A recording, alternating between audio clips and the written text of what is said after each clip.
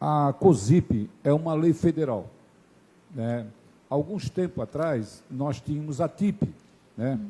E por muito tempo, né, até ela foi votada em Brasília, depois da TIP, para que a COSIP ela fosse implantada e está permanecendo até hoje. A senhora falou que hoje o único estado que possui essa concessão, essa parceria, é Minas Gerais. Então, minha preocupação é o seguinte, uma concessão por 30 anos, né? Quer dizer, aí vão mais ou menos, mais 4 vezes 7, 28, né? Vão mais 7 administrações. Quem é que pode garantir, né, que um contrato desse vai permanecer durante 30 anos, se o governo federal pode, tá, por uma pressão popular, cancelar a cobrança da COSIP? Como é que as administrações vão fazer para pagar essa dívida, já que foi feito um contrato por esse período, que eu também acho um período muito grande, por 30 anos. Tá? E a segunda pergunta, até é em forma de agradecimento a essa empresa que hoje presta serviço de manutenção na rede de iluminação pública do nosso município.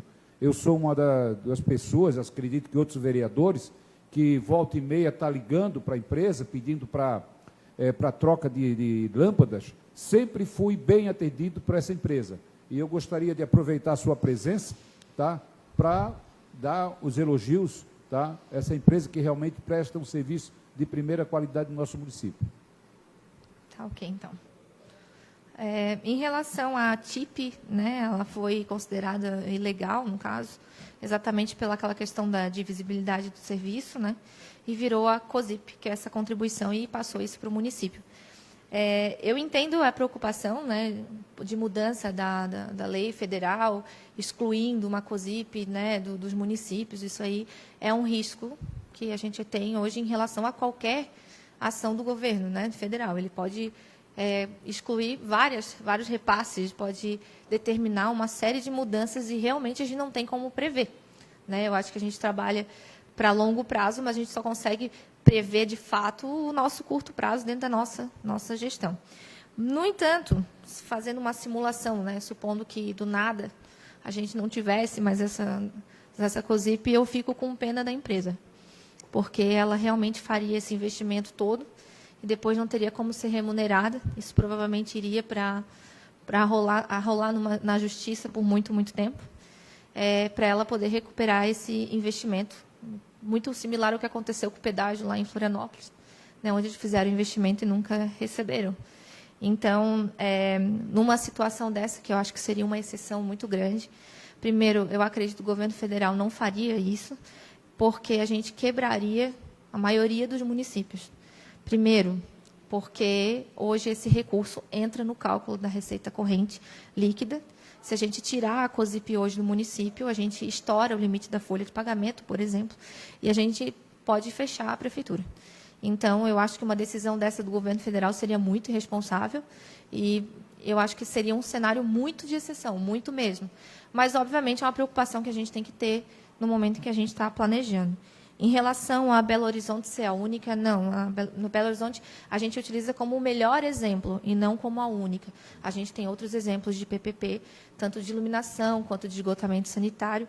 No país, até trouxe aquela relação ali do mapeamento no Brasil, em outros casos que funcionam muito bem. A gente usa Belo Horizonte como exemplo, porque Belo Horizonte ela conseguiu licitar, ela conseguiu contratar, ela já está modernizando e o cidadão já está reconhecendo que o serviço melhorou bastante e já está reduzindo a conta dele.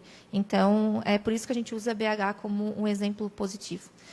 Eu acho que eu também gostaria só de me manifestar em relação à fala, né, do presidente.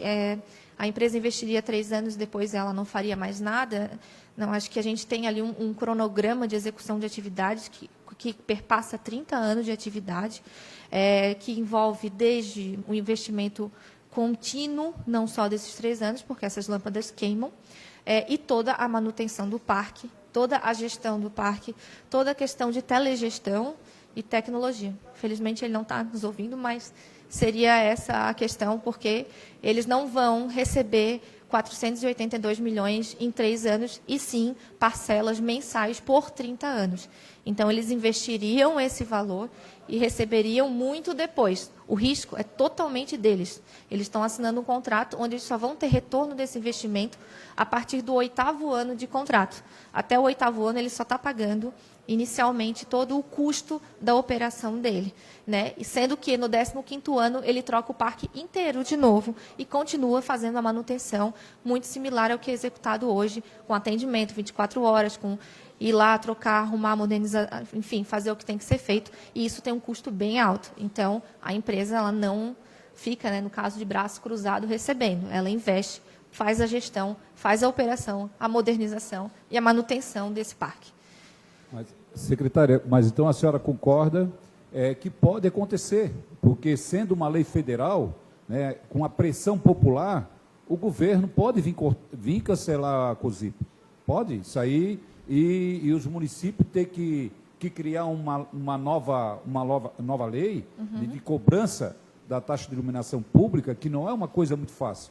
Então, a senhora, não há possibilidade de colocar nesse contrato uma cláusula onde, se, né, no caso que a COSIP, por algum motivo, ela foi cancelada, até para segurar os próximos governos, né? Porque, afinal de contas, quem está assinando o contrato é esse governo, e os outros não, né? É uma situação que não depende só do município, Sim. Depende de uma lei federal. Então, a preocupação minha é nesse sentido. Tá? Tá, ok. Então, seria possível colocar esse... Tem que verificar como é que a gente analisaria essa transferência do risco para o investidor, porque isso pode impactar no projeto, né? Se a gente prevê uma exclusão da COSIP, né, pelo governo federal, a gente pode incluir isso. Aí eu até vou ter que conversar com a nossa consultora, ela é responsável pela matriz de risco do nosso projeto, em relação à impossibilidade de cobrança de COSIP. É uma situação que eu acho que é bem exceção, né?